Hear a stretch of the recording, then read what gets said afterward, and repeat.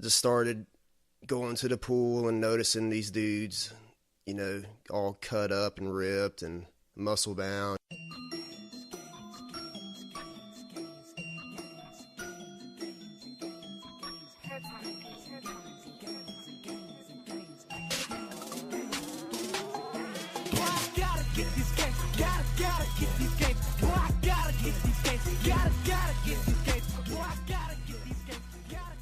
Yeah, buddy. What's up, everyone? John here. First of all, that clip you heard at the start of the episode was from our good friend Nate Pate. We just thought we'd play a funny clip for you guys, change it up a little bit, and hopefully you'll be hearing more from Nate Pate here in the future, possibly even an episode with him. This week, James is going to be interviewing both Kellie and Lynn, where they will be talking about natural running, what it is, how to get started, and where you can find some good resources on it if you're interested. Before we play the interview, I'd like to thank our sponsor, Athletic Edge Nutrition. You can check out their website at www.aenutrition.com. All right, so welcome to the Ergogenic Podcast. Here with me today are two very special guests for you guys. We have Kellie and Lynn, who are going to talk to you guys about natural running. So instead of me talking about a lot of different stuff, we're going to have these two fine ladies talk to you guys about the different components that go into good running form. And first we have Kellie Jensen. So she's going to give you a little background, a little introduction on herself. So Kellie, you have the floor. Thank you. My name's Kellie, and I work at Vance Air Force Base, Enid, Oklahoma, as the exercise physiologist. I work with the Air Force Fitness Program. I've been here the past almost 8 years, and one of the components or things that I get to do at Vance is work with running, fitness in general, but very specific to running. So I am a runner. I've been running, relatively new to the running world the past several years, but I do running mostly for fitness, and so that's kind of my background.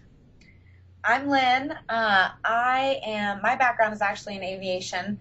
I was an air traffic controller in the Air Force for about 9 years before I separated, and I have a bachelor's degree and a master's in aviation-related fields, but since 2008, when I separated from the Air Force, I got a group exercise certification and started teaching classes, and I just realized that I loved it. And so I kind of stayed with that career choice. And so I've been doing it for a few years. I went on to get my personal trainer certification, and now I work as a personal trainer and as a running coach down at a gym here in downtown Enid.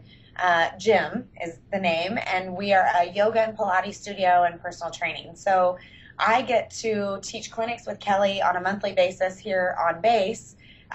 We're both certified by Newton for running form coaching, and also I get to work with clients one-on-one downtown. So it's like a dream job for me. I haven't enjoyed anything else I've done as much as I enjoy the running coaching. So that's pretty much my background. And Lynn is an accomplished runner. She's actually, I'll let you discuss. I won a 5K one time.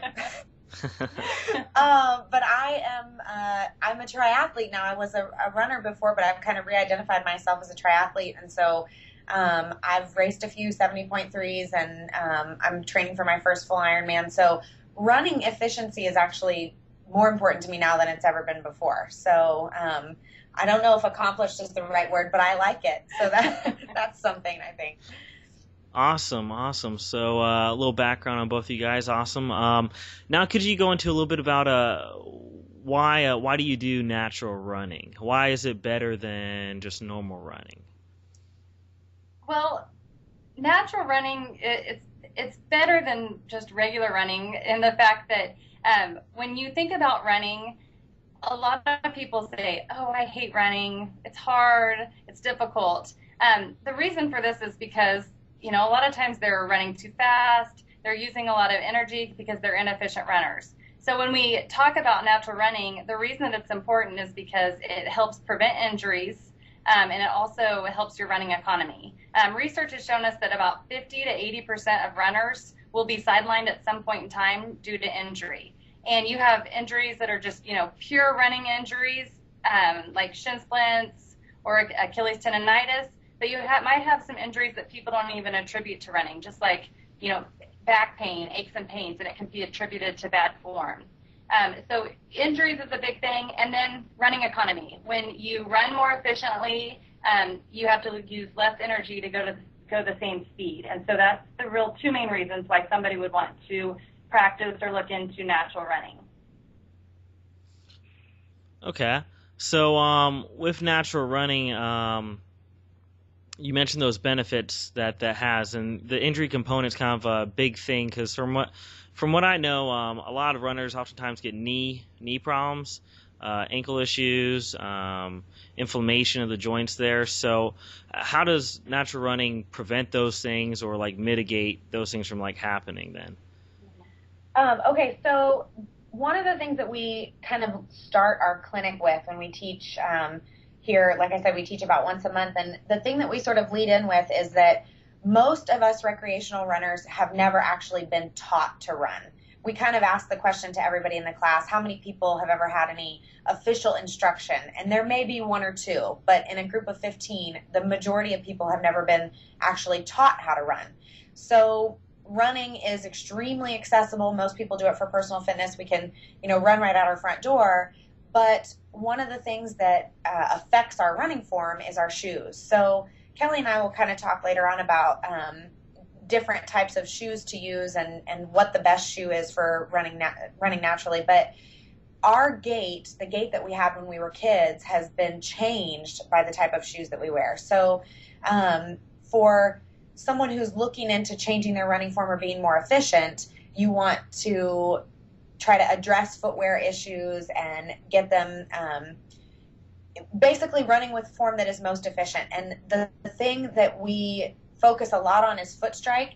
Natural running is a whole body movement. So everything from your head position to your arm swing to your foot strike is important. But the most common form flaw that we see people with, and the one that's the most detrimental to your health, causing the knee injuries, shin splints, all the things that we talked about, is running with either a heel strike or overstriding. They're kind of the same thing. So when a person is overstriding, landing in front of their center of mass, therefore creating a braking action that causes rotational force to go up through the joints of the ankle, the knee, the hip,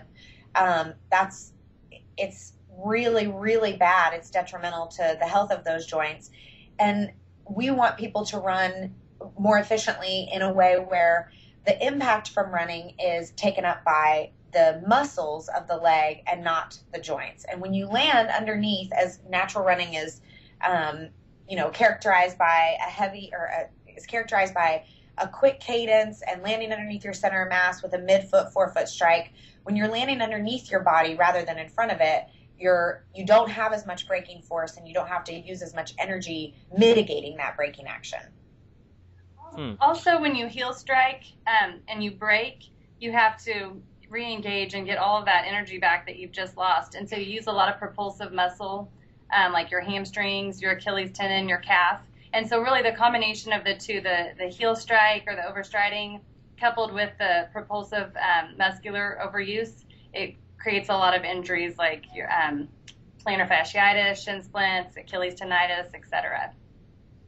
Okay, so correct me if I'm wrong. So the heel strike is bad. You want to land more on the front part of your foot then whenever you are doing some running. Correct. But you also, Kelly and I are eventually going to demonstrate what this looks like, but you also need to make sure that the heel is able to touch. So a lot of people go from running with a heavy heel strike to becoming a toe runner and running up on the front of their foot with their heel never coming down. And that's bad for a lot of reasons. The number one reason is you're essentially wasting free energy. So your Achilles is like a spring, and if your heel is able to come all the way down and touch, that spring is going to give you, the elastic recoil is going to give you some free energy back. So important to know that you don't want to be a heel striker, but you don't want to be a toe runner either. So also, talking about heel strike, there's been some articles recently that have debated about heel striking and where your foot is landing and what's the most important.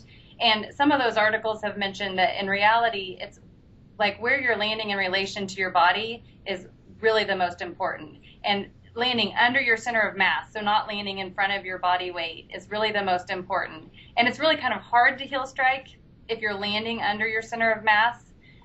We actually watched a physics video in preparation for our natural running class, and they show a car that's in a test, a crash test, and when the car crumples up a lot, there's less impact to that dummy or that individual in the car. And so that's like landing under your center of mass with like a flex joint. But when that car lands and there's not very much crumpling of the hood, there's more impact taken by the person inside the car. And that's like overstriding because you're landing on a straight leg and not a flex joint. So that makes a lot of sense then, with all the different components of that impact you're just talking about. And also, too, when you guys do your analysis of a person's running form, I know you look at them, obviously, how they run and their movements. Can you tell by someone just standing how, like, their posture is? Like, a lot of people slump their shoulders. A lot of people have a pelvic tilt. So are you able to kind of diagnose someone just from how they're standing, how they see it at a desk, like, all that does play a role in like how they will run, correct? Yeah. We don't do any analysis of that sort. Like we don't just necessarily look at somebody and say, okay, based on, like you suggested, pelvic tilt, your running form might be impacted this way. But we do, when I do individual work with clients and then when we do clinic, we address your everyday life. So one of the things that, when we went to our coaching certification clinic, the big takeaway for me was how what you do for 8 or 10 hours out of the day obviously is going to have a huge impact on what you do when you leave work, put your running shoes on, and you take off out the door. So, like you mentioned, being in a seated position all day long and, whether you have bad posture, things like that, they do have an adverse effect on your running form. So we talk a little bit about that. We try to teach people about your body position and being mindful of, having the toe out position all the time, where the gas pedal is and whatnot, like kind of correcting things back and just being more aware of it and being more aware of the types of shoes that you're wearing for, 8, 9, 10, 12 hours out of the day as well. So. And that's a good point you made about the 8-hour component. Like a lot of people, they sit at work for 8, 9, 10 hours in this slouched over form, and then they go try and exercise, and that form, kind of holds its grip on the body position as they exercise. Now, and you talked about the shoes. Like, I don't even know what I'm supposed to look for in terms of shoes. So I go to Foot Locker, and the ones that are on sale, I get, and they have Nike on it. I assume it's good. I always thought more pad was good because like cushion. And I don't know a ton about natural running shoes, but I've seen always people wear the Vibrams or nothing at all. So what's the best shoe to go for, and how should a person like ease into it, I guess? So with shoes, when we first had this natural running clinic, I think one of the things that we were worried about is that people would think, oh, this is a barefoot running class. Our end goal was to get you to like a Vibram or to get you into barefoot running. And that's not the case at all. Natural running, how we teach it, is about form. But we do believe that it's almost impossible to run naturally in your like traditional running shoe. And a traditional running shoe is basically characterized by like a crash pad heel, kind of a high heel to toe ramp differential, so your heel is sitting higher than your toe. It's also characterized by like soft EVA foam in there, and there's a lot underneath your foot, so it doesn't really allow you to feel the ground. It's very supportive, and so because it's so supportive, it's really weakened your foot muscles. We don't have very strong foot muscles. So what we do recommend is that we recommend you get into what we call a neutral or a transition shoe. What this means is that you're relatively level from heel to toe. And we would say 4 to 6 millimeters or less would be considered like a neutral or a transition shoe. And then if you want to go, further on the minimalist spectrum, you could get into a more minimalist or a barefoot style shoe that at a minimum get into like a neutral or transition shoe. And the reason for this is because when you are running in a traditional running shoe with that high pad, crash pad, basically it doesn't allow your heel to ever truly settle and take advantage of that elastic recoil that Lynn was talking about and that free stored energy that our body has. So getting into that neutral transition shoe will be helpful. Another thing about shoes is, and form also, is that, it's important we always say it's kind of 50-50. It's 50% the effort that you put in to fixing your form and 50% shoe. I don't know what the exact percentage is, but it's important for someone to know that they can't go out and buy a minimalist shoe and then all of a sudden run naturally. Chances are in a minimalist shoe, they're still going to run with bad form. So what we learned from our certification was it's very important that you put the focus on form. My personal story is that I was running in a pair of Newton running shoes with bad form before I ever went to the coaching clinic. And so, I had to do a lot of work before I ever actually fixed it, even though I was in a shoe that would complement natural running form. So the most important thing is that we want you to be in a shoe that allows you. It doesn't make sense to be a barefoot runner in our world, but we want you to be in a shoe that allows you to mimic the style that you would have if you were running barefoot. So when we analyze gaits, we videotape people running with their shoes and without. And I don't know what the exact number is, but a great majority of people, when they are videotaped with their shoes, when they take them off, their foot strike and their running form, even arm swing sometimes, changes dramatically when you're barefoot, because obviously landing on that heel and your bare feet is not comfortable. There's a jarring, it just doesn't feel right. It doesn't feel right because that's not the way that your body was meant to run. So one of the easiest ways to kind of transition is to take your shoes off and run just a little bit barefoot and kind of feel what it's like to land on your midfoot, your forefoot, and feel your heel touching, and then buy a pair of shoes that lets you feel that. So there's no, one shoe for every person. Depending on your personal preference, you may like a shoe with a little more cushion or one without, but the most important thing is being able to mimic the barefoot strike in whatever shoe that you're wearing. Also, barefoot drills can be really beneficial. So barefoot running in small doses can be very beneficial. The thing that you really want to be mindful of when you're transitioning, even if it's to more of a neutral level shoe, or if it's something to the extreme of like a Vibram or barefoot running, because our feet are so deconditioned, it really does take a long time to transition. I saw a chart recently that said something like, let's say you were a 30-mile-a-week runner, and if you're going to transition into a lesser, more minimalist shoe, that you should take 10% each week. So like the first week, maybe you run maybe it's not 10%, but like 1 mile of your 30 miles total that week would be in your minimalist shoe. And then the next week, 2 miles of your 30 miles would be in that minimalist shoe. And that's not all 2 miles at once. That's 2 miles of the whole week. So the transition time can be long, but it's important. If you think about like if your arm was in a cast and we took your cast off and we said, okay, James, go do 1,000 bicep curls, you'd be like, you're crazy. But to go run barefoot or in a very minimalist shoe, like a mile, you're doing probably 1,000 plus repetitions. And so you can see there why it's important to take it slow. Okay.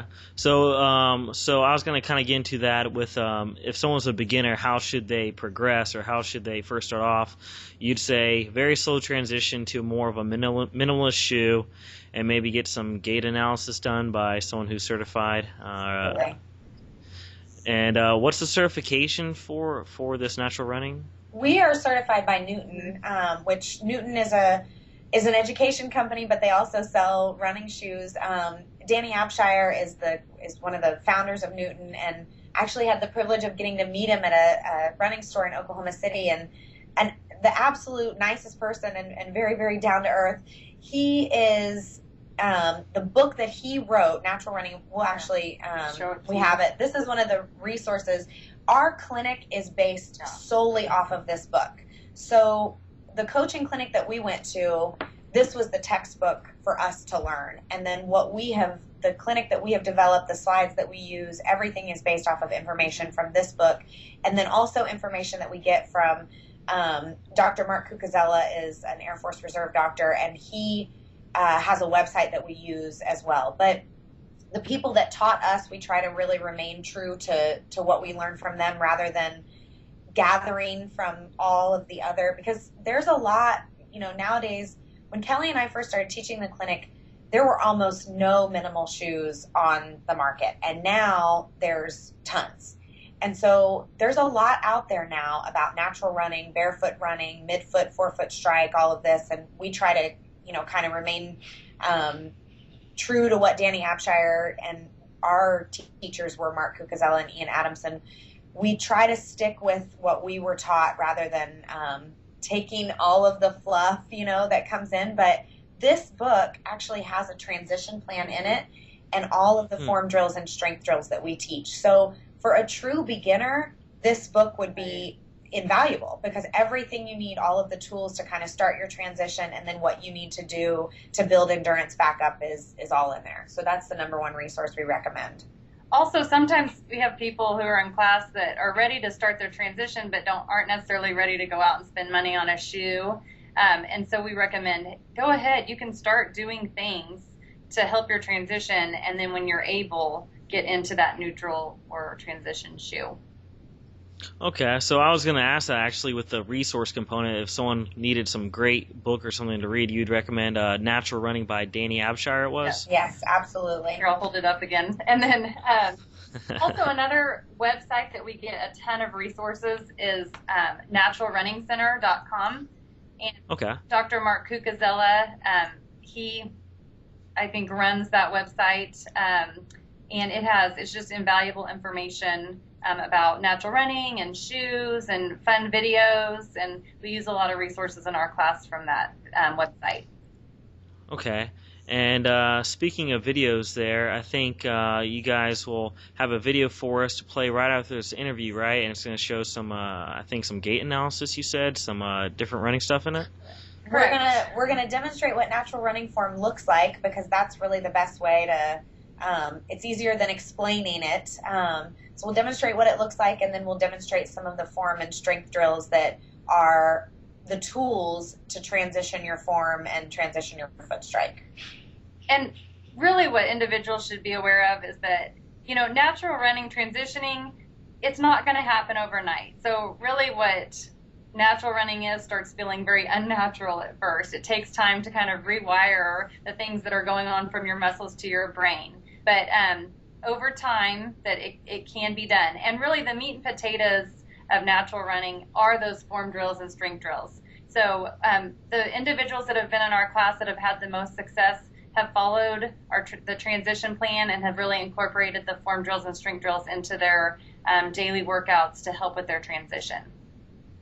Okay, and before we transition to the video as well, is there any last bit tidbits that you think our listeners might want to hear that haven't heard already yet in terms of natural running? The last thing, I guess, sort of getting past natural running is just what an elevated heel in a tennis shoe can do to your posture and your body's position, even if you're not running. Again, one of the things that resonated with me after our coaching clinic was the effect that having your heel elevated, what the effects are on your posture. So if you're to stand in a neutral position just barefoot, and then you put something underneath your heel, say, 1 to 3, anywhere from 1 to 3 inches so that your heel is elevated, what you'll feel is that the position of your pelvis changes dramatically.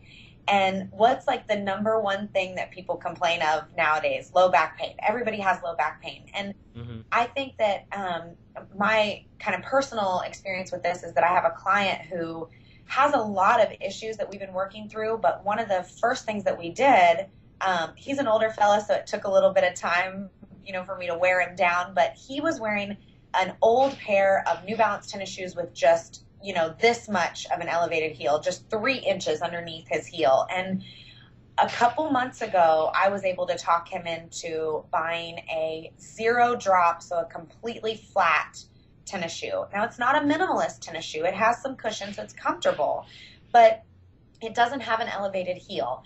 And he no longer has any low back pain, and some of the issues that he's had with other things are starting to go away. And so I think, natural running is not everybody in the world is going to love running, no matter how good their form is. But one of the things outside of natural running that can be taken away from what we learned and what we're passing on to you is your shoes, your feet are your body's balancing mechanism. That's what, what's in contact with the ground. And so what you have underneath your feet, what's on your shoes, affects your entire body position, your posture and everything dramatically. So, it's good for people to kind of evaluate what they have on their feet and try to get into a more natural level position, because it will help tremendously with things. We've actually, had a change of heart just in our day-to-day shoes and what our kids are wearing. Yeah. So, it's made us think about, what they're wearing and how it affects them. And,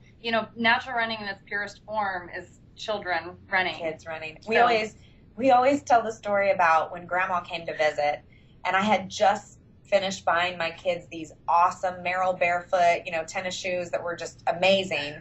Grandma comes to visit, takes the kids to Payless and buys them shoes that have superheroes on them, and they light up and they have, 2 inches underneath their heel. I said, I just can't compete with this, Well, that's what's important, right? Yeah. Can't win. So, but of course we hid those when the kids weren't looking, and they have great running form because we're not elevating their heel and changing their body position. So very important for everybody, from recreational runners to elite athletes to even little kids. Very important. Yeah, I think I had those shoes you were mentioning with the lights and the Spider-Man all and everything when I was younger. That's probably why my running form probably isn't the best here. I'm going to have to come see you guys. You can blame it on the shoes, for sure. Blame it on my parents. Okay. And then I'll take you guys to the store with me here soon, and you can help me shop for a good shoe. Do we get our own shoe discount? Do you buy us a pair with it? We'll negotiate that post video here, so the contracting terms for that. And if our listeners wanted to get at you, do you guys have? I know you work downtown, Lynn, and then Kellie's on Vance. So if there's any local listeners, how might they get in touch with you? Maybe for the classes you guys do or anything like that. I can be reached either at my email address, lynnmattix@hotmail.com, or also through enidgym.com is the gym that I work at. That's our website.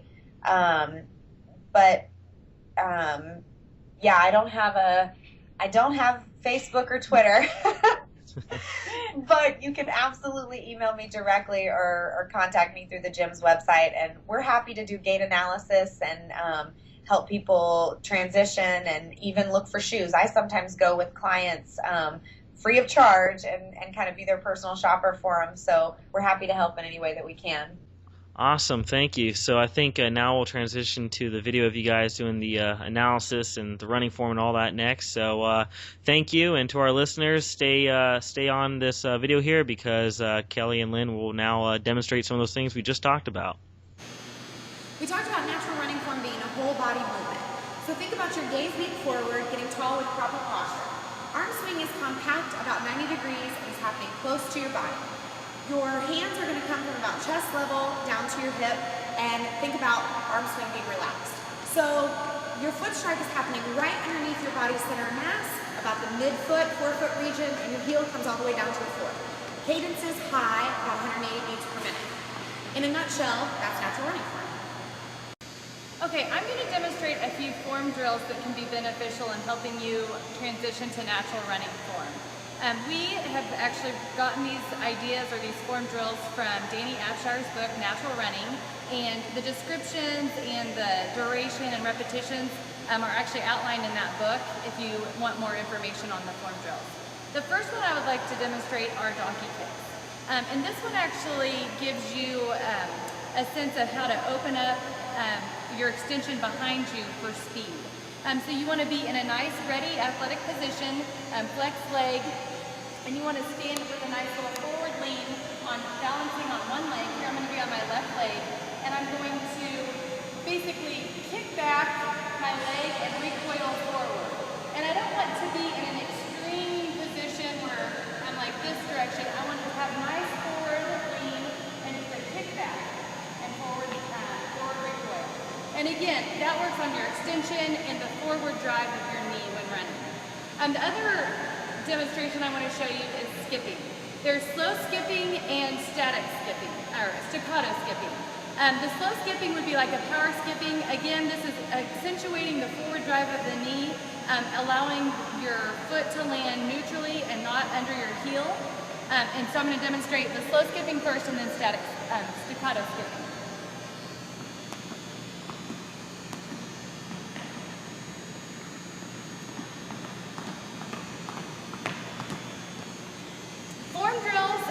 and strength drills are really some of the meat and potatoes of natural running and can definitely help you transition to better natural running. In addition to form drills, strength drills can be very beneficial to improving your running form and improving your overall fitness as well.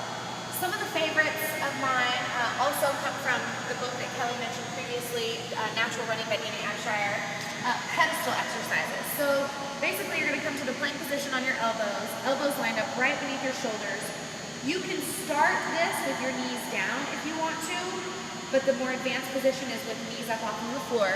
Your core is engaged, so your spine is in a neutral alignment, and you're just going to lift one at a time, keeping your bottom left parallel to the ground from the hip. So you're lifting up, engaging the glute. You can also do this one thinking about sort of your body as a full circle. So you want to do front, back, and each side. So this is a lateral leg lift.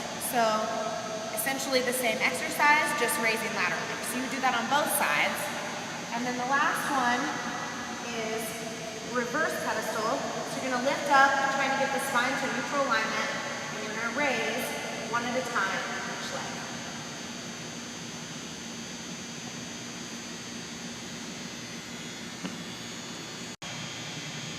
We've shown you what natural running form looks like in place. We've also shown you some form drills and some strength drills that can help your natural running form. And now I want to just kind of give you a quick demonstration of what natural running form looks like with forward motion. I'm going to start by just running in place, and then I'm going to lean forward from the ankles and run forward.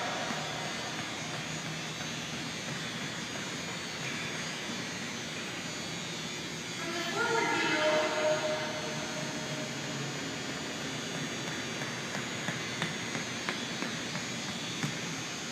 natural running form should feel great. It should feel like the way that your body was meant to run. We appreciate you watching our video and listening to our interview. And if you have any questions, please don't hesitate to contact us. Happy running. Well, that wraps up this week's episode of the Ergogenic Podcast. We'd like to thank both Kelly and Lynn for coming on the show and sharing their knowledge with us about natural running. If you have any questions for them, we will have their contact information in the show notes of this episode on our website, so be sure to check that out. Also, if you have any questions for either James or I, you can hit us up on our Facebook or Twitter account, or you can email us either at james@ergogenicpodcast.com or john@ergogenicpodcast.com. Also, be sure to check us out on iTunes, and we'd appreciate it if you subscribe to our iTunes channel, as well as leave us a 5-star iTunes review. And as always, we'd like to thank our sponsor, Athletic Edge Nutrition. You can visit their website at www.aenutrition.com. And finally, we'd like to thank Mike Knowledge for creating this awesome intro-outro song. So take care, and we'll see you guys next week. Boy, I gotta get these games. Gotta get these games. Boy, I gotta get these games. Gotta get these games. Boy, I gotta get these games. Gotta get these games. Insane for these games, nigga. No pain, no games. Boy, I gotta get these games. Gotta get these games. Boy, I gotta get these games. Gotta get these games. Boy, I gotta get these games. Gotta get these games. Insane for these games, nigga. No pain, no games. You don't fucked up now, nigga. Diesel in the building when the waves hit the flow. Yeah, feel like I'm chillin'. No days off. What? I ain't never chillin'. Better come correct, man. I'll hit your feelings. No games, no games. Sippin' on that way. No play, no way. Yo, I'm knocking out these weights. I'm trippin'.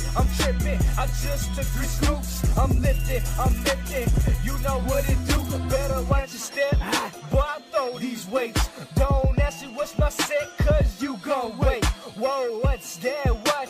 Form all whack. I can tell you new bitch, cause you curl in the squad. Boy, I gotta get these games. Gotta get these games. Boy, I gotta get these games. Gotta get these games. Boy, I gotta get these games. Gotta get these games. Insane for these games, nigga. No pain, no games. Boy, I gotta get these games. Gotta get these games. Boy, I gotta get these games. Gotta get these games. Boy, I gotta get these games. Gotta get these games. Insane for these games, nigga. No pain, no games. Turn their some weight. Go and throw a plate. I make this look like cake. A bull rushing out the gate. Let them hate as I navigate to captivate, elaborate. I just pump the stakes. Never pump my brakes. Best believe I'ma get these games. When everybody gone, I'm the only one remain. Maybe I'm insane. addicted to the pain. Snows through the rain, skull crushes to the brain. Just warming up, I ain't even break a sweat. I'm killing every rep, destroying every set. You know that's a bet.